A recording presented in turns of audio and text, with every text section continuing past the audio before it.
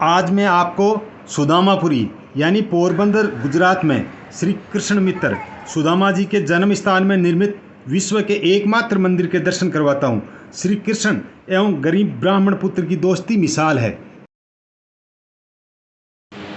इसके अलावा पोरबंदर चौपाटी, नीला समुंदर, समुद्र की अटखेलियाँ, प्रवासी पक्षियों और पक्षी प्रेमियों का स्वर्ग दिखाता हूँ।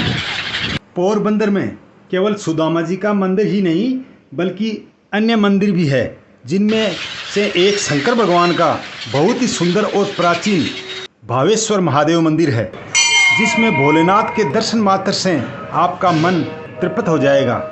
इसके अलावा सत्यनारायण मंदिर, हरि मंदिर, हजूर महल आदि भी हैं।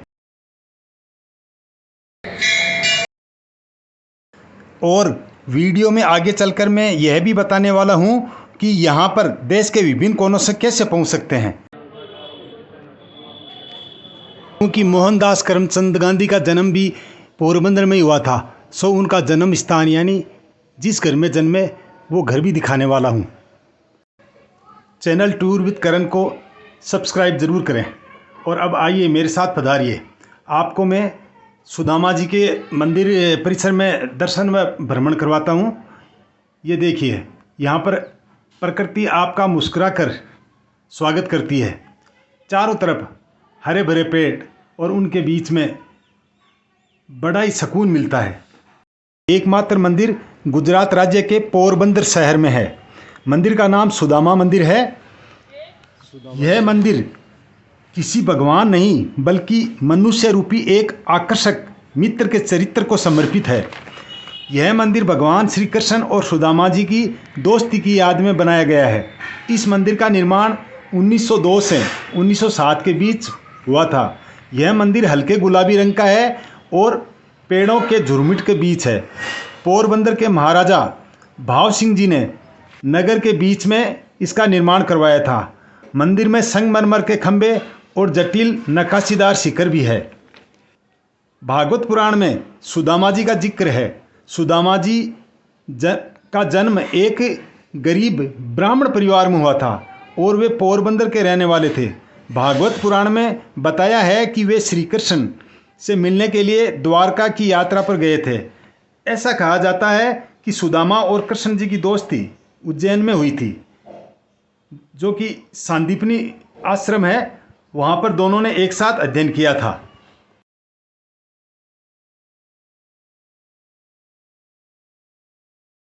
मंदिर में प्रवेश करेंगे तो दो बड़े ही सुंदर द्वारपाल, जो कि गुजराती पगड़ी में आन बान वाली मूंछों के साथ आपका स्वागत करेंगे।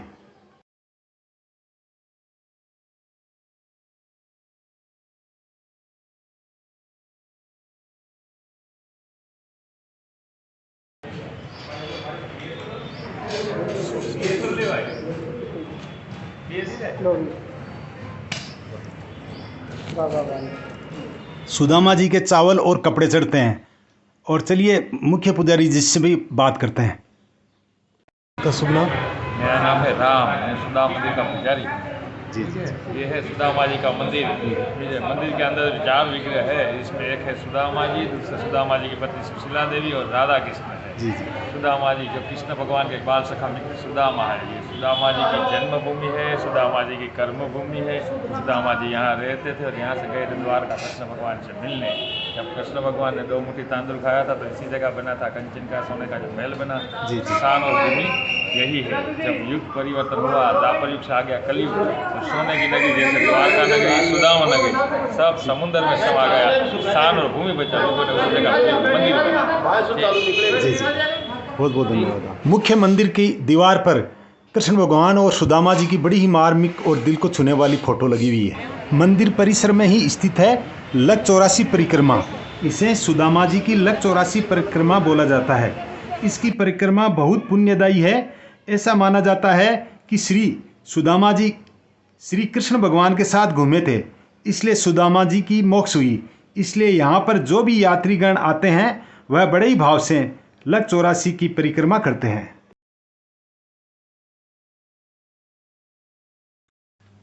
सुदामा मंदिर परिसर में ही पर्यटकों को कृष्ण सुदामा की मित्रता के वे क्षण याद आए, इसलिए मंदिर परिसर में ही 5 फीट ऊंची श्री कृष्ण एवं सुदामा जी की प्रतिमा स्थापित की गई है।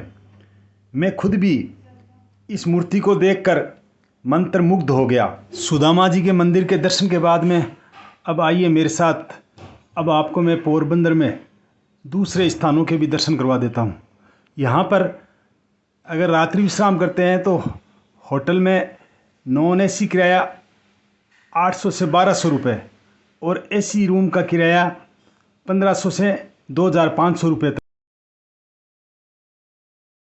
अब मैं भावेश्वर महादेव मंदिर में हूँ। यह मंदिर भगवान शिव की पूजा के लिए है। यह एक बहुत ही पवित्र तीर्थ स्थल है जिसका परिसर बहुत विस्तृत है। परिसर में भगवान श्री गणेश, सूर्य नारायण, भगवान श्री विष्णु और श्री हनुमान के छोटे छोटे मंदिर है। इस मंदिर में अंदर छत की दीवारों पर 12 ज्योतिर्लिंग के भित्ति चित्र है। महाशिवरात्रि का भव्य उत्सव शानदार होता है। इस अवसर पर यहाँ पर मेले का आयोजन किया जाता है।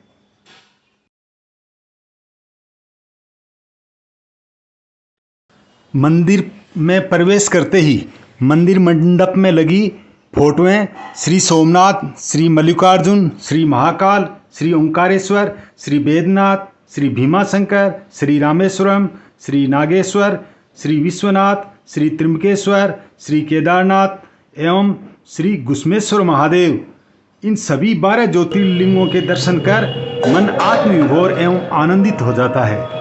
और चलिए अब आप इनके दर्शन करिए। वाह, कितना सुंदर। शंकर भगवान के भावेश्वर महादेव मंदिर में आपको दर्शन करवाने के बाद में अब मैं करवाता हूँ श्री सत्यनारायण मंदिर। ये मंदिर है जो भावेश्वर महादेव मंदिर के बिल्कुल बगल में स्थित है। यहाँ प्रसिद्ध सत्यनारायण कथा का आयोजन होता है, जहाँ पर आसपास के लोग काफ़ी संख्या में यहाँ पधारते हैं।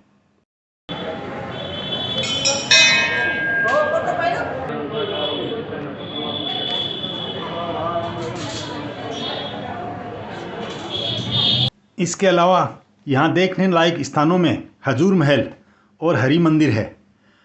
और अब मैं आपको लिए चलता हूँ महात्मा गांधी के जन्म स्थान। ये जो आप बच्चे देख रहे हैं, ये वहीं से उनके स्मारक को देख के लौट रहे हैं। और इस दौरान मैं आपको कुछ जानकारी दे देता हूँ। यहाँ पोरबंदर आने का सर्वोत्तम समय नवंबर से फरवरी के बीच है। जयपुर आदि शहरों से सीधे रेलगाड़ियाँ हैं। देश के अन्य शहरों से आने वाले लोगों को अहमदाबाद, राजकोट या जामनगर से कनेक्टिंग ट्रेनें लेनी होगी। पोरबंदर में एयरपोर्ट भी है, जहां सीधे मुंबई से 2 घंटे में पहुंच सकते हैं। देश के अन्य महानगरों से आपको मुंबई या अहमदाबाद से पोरबंदर तक कनेक्टिंग फ्लाइट लेनी होगी।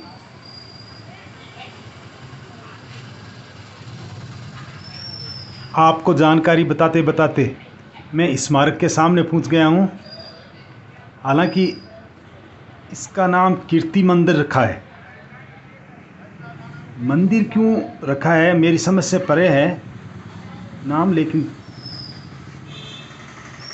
ये 2 मंजिला है। और अंदर आपको मैं चल के बताता हूँ दूसरी अन्य जानकारी। बाहर से बहुत ही भव्य और सुंदर है। ऊपर राष्ट्रीय ध्वज फहरा रहा है। श्री दरबार गोपाल दास देसाई, जो कि एक कम्युनिस्ट और गांधीवादी था, उसने गांधी के जीवन काल के दौरान ही 1947 में आधुनिक कीर्ति मंदिर भवन की नींव रखी थी। यह स्मारक विशाल प्रांगण है इसका, और दोनों ओर गांधी जी के जीवन यात्रा को दर्शाती एक फोटो प्रदर्शनी है। यह 2 मंजिला भवन है। इसके प्रथम मंजिल पर एक संग्रहालय है।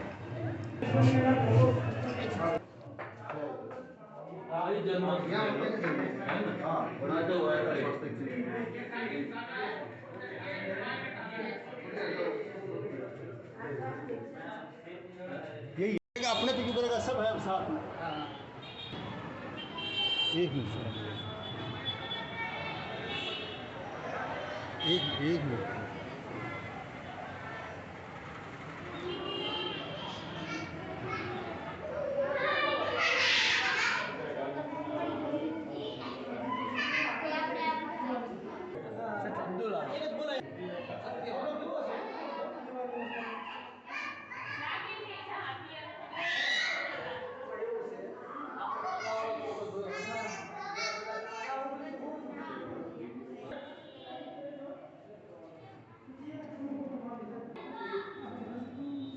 आप जब भी यहाँ आएँ तो पोरबंदर चौपाटी ज़रूर से आएँ।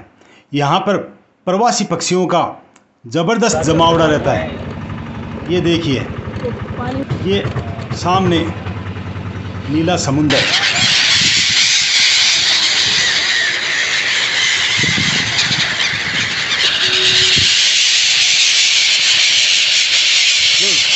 अपने पानी का समुद्र तो ज़रूर देखा या सुना होगा, लेकिन मैं आपको ये देखो पक्षियों का समुद्र दिखाता हूँ। ये पक्षियों का प्यार ही है जो मुझे पोरबंदर में दोबारा ले आया है। वाह!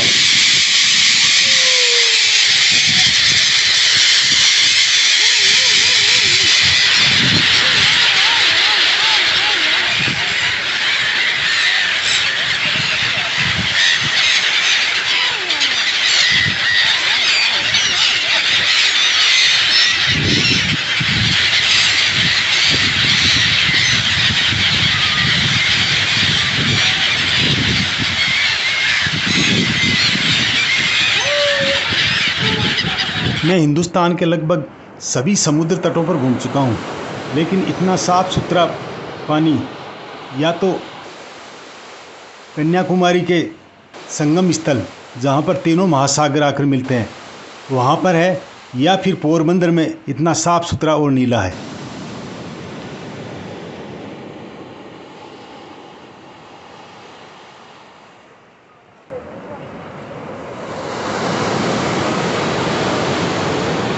पोरबंदर से द्वारकाधीश की दूरी 100 किलोमीटर है तथा सोमनाथ की दूरी है 130 किलोमीटर। Oh my God! क्या क्यों आपको वीडियो अच्छा लगा हो तो चैनल टूर विद करण को सब्सक्राइब करना और ज़्यादा से ज़्यादा लोगों को वीडियो शेयर करना। आपको बहुत बहुत धन्यवाद मेरे साथ बने रहने के लिए।